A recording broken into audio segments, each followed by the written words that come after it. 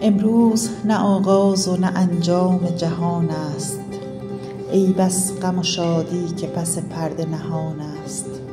گر مرد رهی غم مخور از دوری و دیری، دانی که رسیدن هنر گام زمان است. تو رهرو دیرینه سرمنزل عشقی، بنگر که ز خون تو به هر گام نشان است.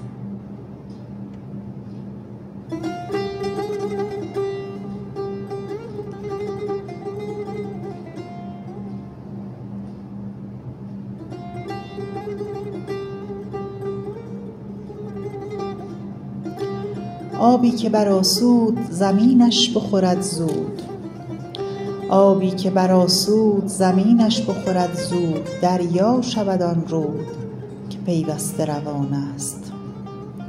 از روی تو دل کندنم آموخت زمانه، این دیده از آن روست که خونابه فشان است. دردا و دریغا که در این بازی خونین، بازیچه ایام دل آدمیان است.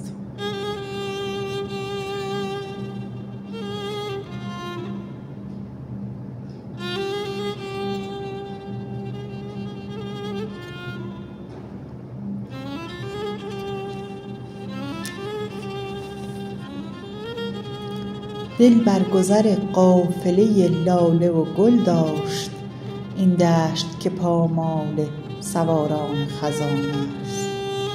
روزی که بجنبد نفس باد بهاری، بینی که گل و سبزه کران تا به کران است.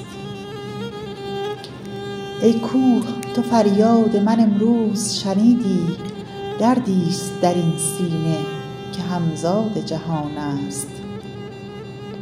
از داد و بداد آن همه گفتند و نکردند، یا رب چقدر فاصله دست و زبان است. خون می رود از دیده در این کنج صبوری، این صبر که من می کنم افشردن جان است.